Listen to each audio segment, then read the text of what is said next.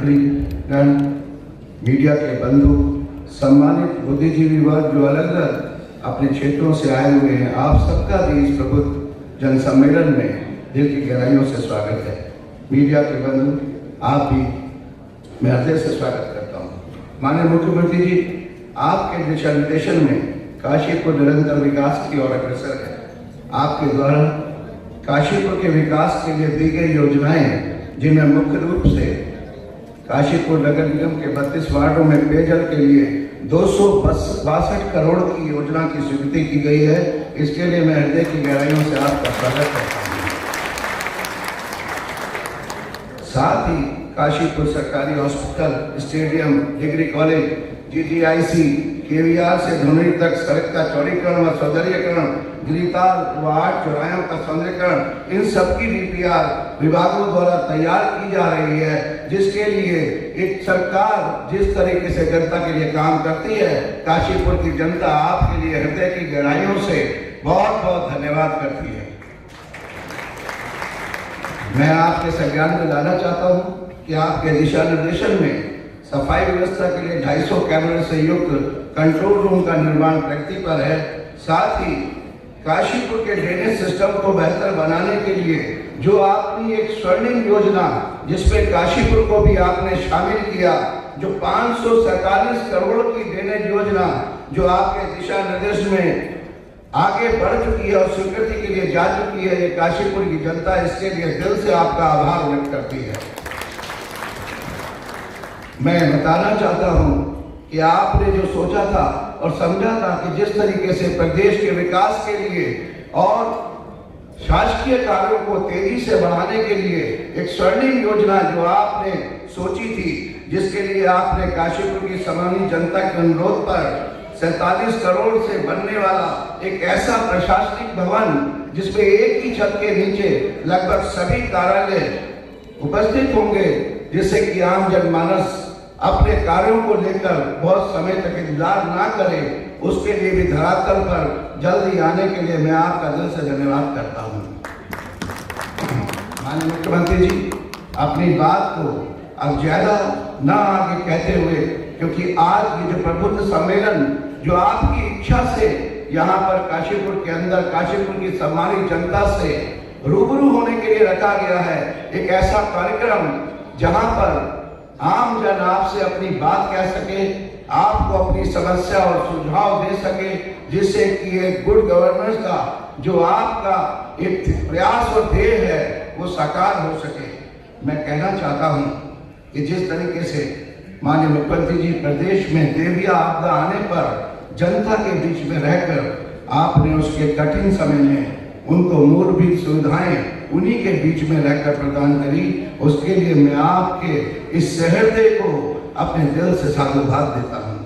अंत में आपको अंतिम अपनी यातना के साथ कहते हुए कि काशीपुर रामनगर रोड पर एक फ्लाईओवर का निर्माण हो रहा है, जिसके लिए आज मैंने लिखा था और आज कुछ मांगने के लिए नहीं खड़ा था, क्योंकि आज का कार्यक्रम एक अलग था, लेकिन आपका खुद ही ध्यान चला गया, तो अपने उसी विभाग से संबंधित अधिकारियों को दिशा निर्देश देते हुए इस कार्य को तेजी से पूर्ण कराने के लिए मैं आपसे हाथ जोड़कर अनुरोध करता हूं।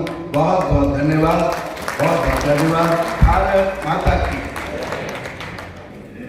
के कल के कार्यक्रम में जो गुरुद्वारे में कार्यक्रम है, उसके लिए मुख्यमंत्री जी एक सम्मेलन किया है, पहली बार आपने काशीपुर से शुरुआत की, किस तरीके से देखते हैं? काशीपुर हमारा बहुत ही ऐतिहासिक और सांस्कृतिक नगर है, औद्योगिक नगर है, और एक तरफ से जब हम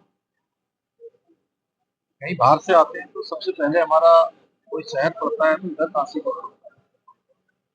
और मेरा काशीपुर से बहुत बचपन से बड़ा संबंध रहा है और यहाँ से एक अच्छी शुरुआत आज हुई है। प्रबुद्ध जनों से संवाद हुआ है, सभी के विचार जाने हैं और सभी वर्गों के लोग, डॉक्टर, इंजीनियर, उद्योग जगत, व्यापारी जगत, समाज के क्षेत्र में काम करने वाले, मीडिया जगत के लोग, समाज के प्रतिनिधिगण, जनप्रतिनिधिगण, व्यापारीगण, सभी ने अपनी अपनी बातें रखी और ये संवाद इसलिए भी बहुत प्रासंगिक है कि ऐसे संवादों से समाज के अंदर जो चीजें चल रही होती हैं उनकी जानकारी मिलती है, सरकार को चलाने में, प्रशासन को चलाने में, नीतियों को बनाने में बहुत सहायता मिलती है। इसको हम राज्य के अंदर अन्य स्थानों पर भी इसको ऐसे बढ़ाएंगे। 2027 की तैयारी भावी सरकार इस तरीके से कर रही है, आपके नेतृत्व में चुनाव लड़ा जाना है। देखिए, उत्तराखंड की जनता ने हमेशा हम लोगों को आदरणीय प्रधानमंत्री जी के नेतृत्व में अपना भरपूर आशीर्वाद और समर्थन दिया है। चाहे लोकसभा का चुनाव हो, विधानसभा के चुनाव हो, नगर निगम, नगर पालिकाओं के चुनाव हो, नगर पंचायतों के, या अभी अभी हाल ही में संपन्न हुए हमारे त्रिस्तरीय पंचायत के चुनाव हो, जनता की अपेक्षाओं पर खरा उतरना, समाज के अंतिम छोर तक हमारा विकास पहुंचे, शासन पहुंचे, प्रशासन पहुंचे, हमारी नीतियां पहुंचे, ये हमारा लक्ष्य है। उसको लेकर हम लगातार काम कर रहे हैं। हमारा संकल्प है कि उत्तराखंड हिंदुस्तान का श्रेष्ठ राज्य बने, और उस संकल्प को आगे बढ़ाने के लिए रात दिन काम कर रहे हैं। इस समय पूरा राज्य हमारा आपदा ग्रस्त है, और ऐसे समय में हम हर एक आपदा में जो ग्रसित हैं, जो पीड़ित हैं, उनके दुख में उनके साथ हैं। हमारा पूरा प्रयास है कि उनका जनजीवन पहले की तरह हो, व्यवस्थित हो, सामान्य स्थिति में आए। हर प्रकार की मदद, हर प्रकार की सहायता, जो हमारे बेघर हो गए लोग हैं, जिन्होंने अपने परिजनों को खोया है, उनको हर संभव सहायता का हमने संकल्प लिया है। हम उसको आगे बढ़ा रहे हैं। ग्राउंड जीरो पर हमारी पूरी सरकार ग्राउंड जीरो पर उतर रही है, और सभी अधिकारी, सभी प्रशासन के लोग, हमने उनको भी सभी को कहा है कि ग्राउंड जीरो पर जाकर सबकी मदद करनी है।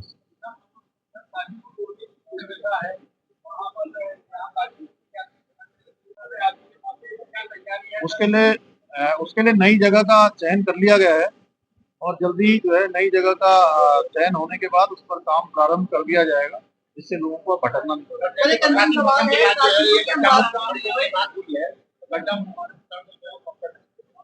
नहीं, ये हमारी बहुत प्राथमिकता रहेगी, क्योंकि मैंने आज भी प्रातःकाल जो है बैठक करके सभी अधिकारियों को, सभी जिलों के जिलाधिकारियों और विशेष करके हमारा जो पीडब्ल्यूडी डिपार्टमेंट है, उनको कहा है कि 15 तारीख तक सभी औपचारिकताएं पूरी कर लें, और जैसे ही मानसून थमता है उसके तत्काल बाद गड्ढा मुक्त की कार्रवाई शुरू की जाएगी। देश में आपदा के दौरान आंकड़े जारी लगातार का आरोप है, आपका क्या कहना है?